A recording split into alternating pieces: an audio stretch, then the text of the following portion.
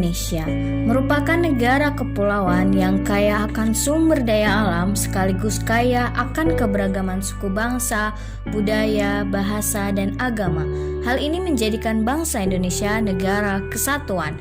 Keberagaman agama di Indonesia pada umumnya masyarakat menganut 6 agama resmi, di antaranya yaitu Islam, Protestan, Katolik, Hindu, Buddha, dan Konghucu.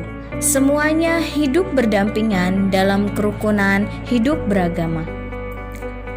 Apa itu moderasi beragama? Moderasi beragama merupakan cara seorang pemeluk agama dalam memahami dan mengamalkan ajaran agama sehingga berada pada posisi moderat atau tidak berlebih-lebihan. Mengapa moderasi beragama itu penting? Karena moderasi beragama mengajarkan kepada kita bahwa yang pertama, menyadari perbedaan adalah sunnatullah. Kedua, keanekaragaman adalah fitrah bangsa.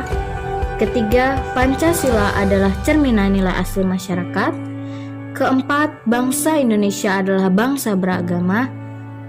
Dan yang terakhir, mengajarkan agama yang ramah, toleran, dan menghargai keberagaman. Bagaimana Allah Subhanahu wa Ta'ala berfirman dalam surat Al-Hujurat ayat 13 yang berbunyi, A'udzubillahi minasyaitonirrajim, Bismillahirrahmanirrahim.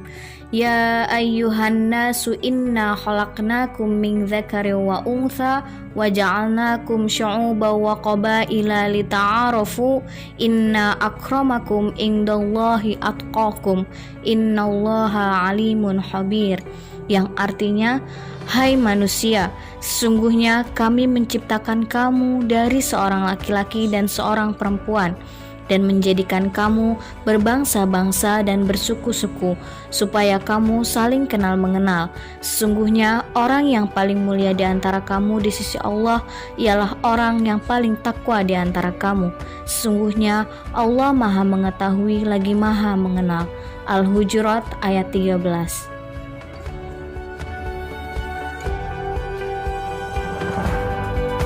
Bagaimana sikap yang harus dilakukan dalam moderasi beragama di era pandemi?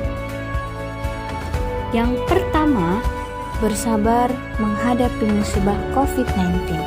Sabar merupakan manifestasi keyakinan teologis atau akidah yang diimplementasikan dalam sikap, akhlak, menghadapi praksis kehidupan sehari-hari.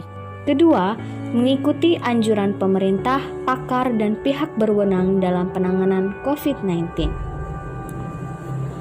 Ketiga, mengutamakan keselamatan manusia sesuai dengan kaidah fikih darul mafasid aula min jalbil masolih, atau menghilangkan kemudaratan itu harus didahulukan ketimbang mengambil manfaat. Keempat, tolong menolong dalam mengatasi COVID-19 dan dampaknya. Tolong menolong harus ikhlas tanpa dibatasi suku, agama, dan status sosial.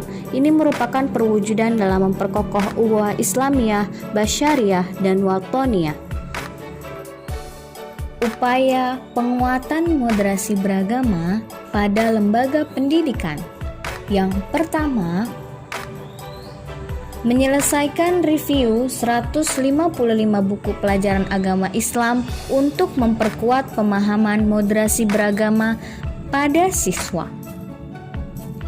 Kedua, pembelajaran tentang khilafah.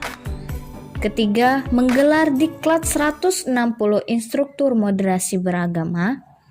Keempat, menerbitkan 12 buku pendidikan agama Islam berspektif moderasi beragama serta pedoman implementasi moderasi beragama di bidang pendidikan Islam.